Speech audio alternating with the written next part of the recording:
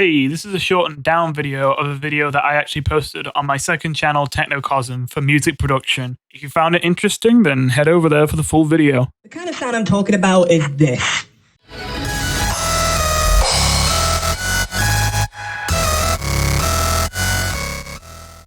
The best part about this sound, though, is not only that it is a good sound, but as it turns out, there's a reason it was so common across so many artists. That's because this sound is actually insanely easy to make and very easy to modify and customize. It is nothing more than a very, very low-pitched sine wave being combined with a very, very high-pitched sine wave. The only thing that makes it sound the way it does is distorting those two sounds together super aggressively using a wave shaper.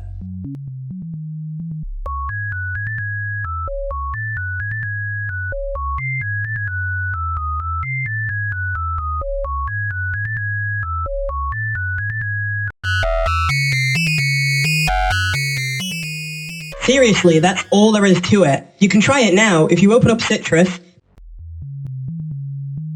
make operator 1 just a normal sine wave, and operator 2 a sine wave of a higher harmonic, and then play a very low note on that Citrus.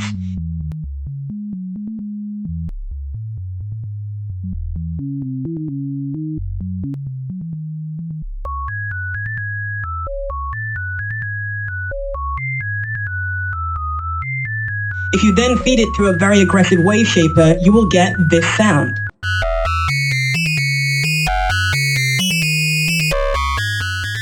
And what's great is there's no solid rule on which sine harmonic the higher pitch has to be. In fact, there's no rule saying it can't be multiple sine harmonics. You can mix and match things to get different tones, although generally, in my experience, the best frequencies are usually in between the 16th and 32nd harmonic range.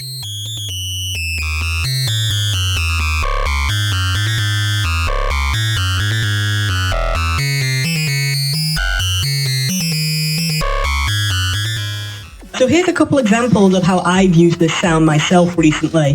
First of all, many of you will have heard how at the end of Solstice, this bass is used at the very ending of the final drop.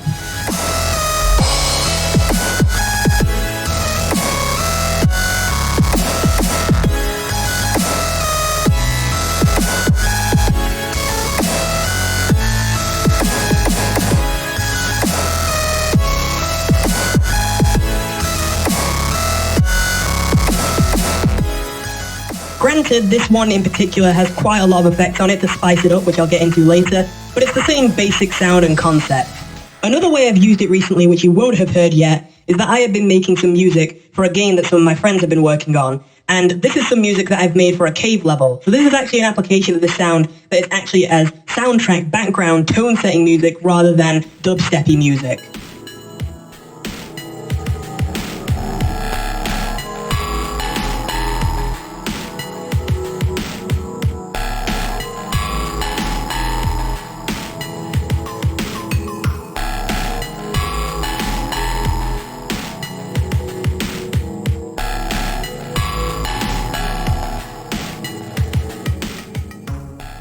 As you can hear, it really helps establish this sort of tense atmosphere in the cave. Now, this sound is great, but it does have one drawback you should keep in mind when using it. That being that this sound does not have a lot of dynamic range. In other words, the volume of this sound doesn't change much. All that being said, there are some workarounds for this. For one, there are 3 ways that you can try and mix loads of sounds together at once without them completely drowning each other out. The most obvious way is simply to let one sound fill in the gaps where another sound is quiet.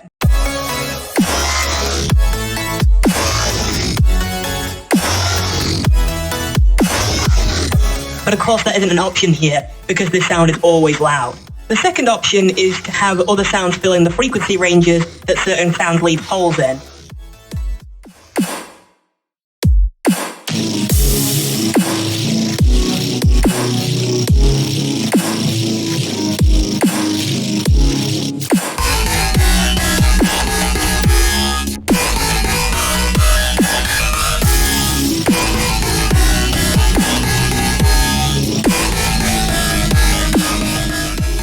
But once again, since this sound is made by crunching together some extremely low-pitched and high-pitched frequencies, we kind of have the whole frequency spectrum covered, and there's not really room to fit much in here. So this is where the third option actually becomes very important, and this is one that I think people overlook a lot, and I don't blame them because it's such a small thing that's easy to forget about. When you listen to music with headphones, you have two ears, and that doesn't just allow you to put some sounds in the left ear and some sounds in the right ear. There's also a certain trick you can use to make it so that sounds sound like they're either coming from directly in front of you, or they sound like they're surrounding you by using the left and right ears in combination. Now you don't have to fully understand how this works right now, I might make a video on that in future. All you have to know is that with Fruity Stereo Enhancer, by turning this knob further to the minus section, you can make the sound very solid and in the center and unmoving. Whereas by turning it up further to the plus, you can make it so the sound feels like it's surrounding you and all around you, but that also does result in it sounding less solid, for lack of a better word.